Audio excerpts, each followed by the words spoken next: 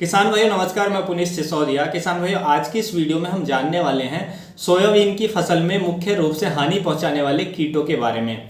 देखिए कौन कौन से कीट हानि पहुंचाते हैं, उनकी पहचान हम कैसे करें, कौन से बेस्ट केमिकल हैं उसकी रोकथाम के लिए। तो इस वीडियो के अंदर हम ये सब समझने वाले हैं।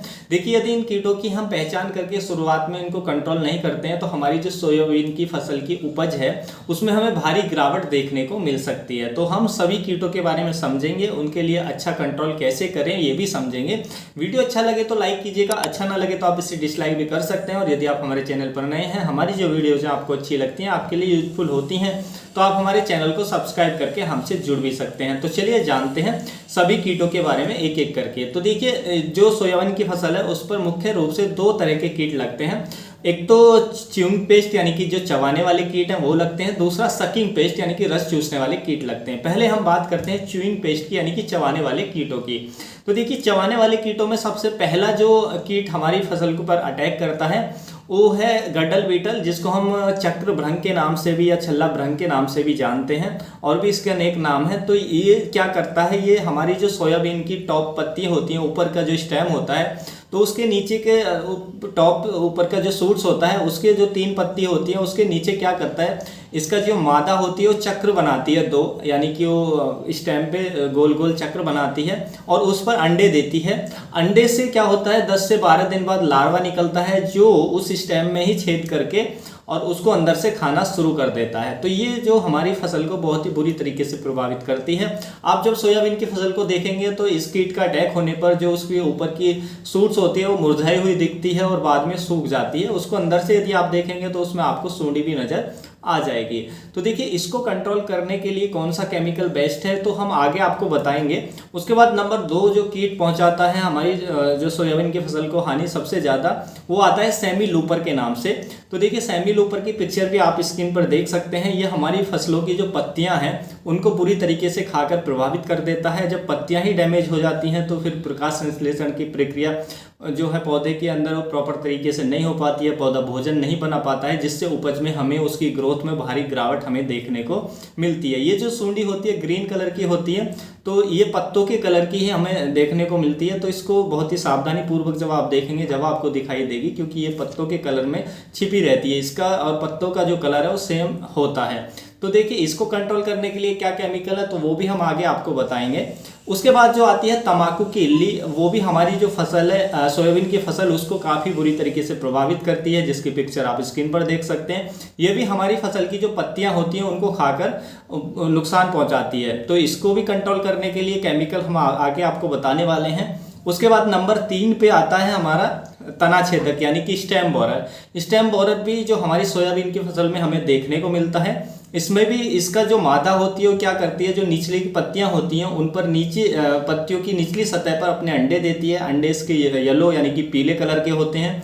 फिर उनमें से वो सूंडी निकल के और स्टेम के अंदर तने के अंदर घुसकर और तने को खाना शुरू कर देती है। तो इसको हम स्टेम बोरर कहते हैं। तो ये जो 4 कीट मैंने आपको बताए च्यूइंग पेस्ट में यानी कि चबाने वाले कीटों में, ये हमारी फसल को सोयाबीन की जो फसल है उसको बुरी तरीके से प्रभावित करते हैं।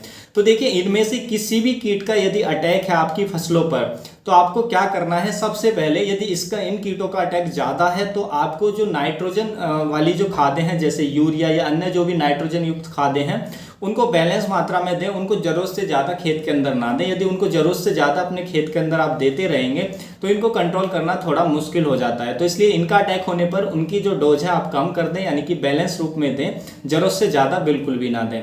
उसके बाद जो केमिकल हैं जिनका आप उपयोग कर सकते हैं, देखिए यदि इनिशियल डेज है, स्टार्टिंग अभी किसी भी कीट की जो मैंने आपको बताया गडल बीटल हो या सेमी लूपर हो या तंबाकू की इल्ली हो या स्टेम बोरर तना छेदक हो सोयाबीन की फसल में, इनमें से कोई भी कीट हो, यदि उसकी शुरुआती स्टेज है यानी कि अभी उसने अटैक किया है तो आप जो सस्ते केमिकल हैं उन पे जा सकते हैं। जैसे प्रोफेनोपोस प्लस साइपरमेथ्रिन के नाम से एक टेक्निकल आता है, इसका 2 ml पर लीटर के हिसाब से आप स्प्रे कर सकते हैं। उसके बाद ट्राइजोफोज 40% इसी फॉर्मुलेशन में भी एक जो टेक्निकल है वो हमें देखने को मिलता है। तो इसके नाम से जिस भी कंपनी के ब्रांड नेम में ये मिल जाए तो आप उसका भी स्प्रे ले सकते हैं इनिशियल स्टेज में। तो ये कंट्रोल करते हैं इफेक्टिव तरीके से।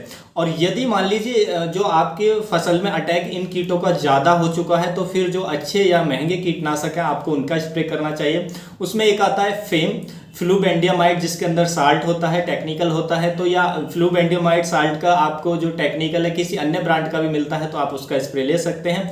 तो ये जो कीट है उसको कोई भी कीट है उसको बहुत ही इफेक्टिव तरीके से ये कंट्रोल करता है सोयाबीन की फसल पर। उसके साथ साथ देखिए एक आती है हमारी लैम्डा साइलोथ्रीन प्लस थायामेथोक्साम, दो टेक्निकल ये मिक्स आते हैं, तो आप उसका भी स्प्रे ले सकते हैं जिस भी ब्रांड नेम से मिलती है, तो वो भी इन चारों कीटों को बहुत ही इफेक्टिव तरीके से कंट्रोल करता है। उसके बाद इमामेक्टिन बेंजोएट के नाम से एक टेक्निकल आता है, तो आप उसका भी स्प्रे अपनी फसलों पर ले सकते हैं। तो ये भी बड़े अच्छे तरीके से इन चारों कीटों को हमारी सोयाबीन की फसल पर कंट्रोल करता है। तो देखिए आपको क्या करना है, यदि इन्फेक्शन ज़्यादा है कीट का तो आपको इसके हफ्ते के अंदर से एक हफ्ते के अंदर अंतर रखते हुए आपको 2 स्प्रेस के रिपीट कर देने हैं, इनमें से कोई भी टेक्निकल लेके, तो अच्छे से आप किसी भी कीट को कंट्रोल कर पाएंगे।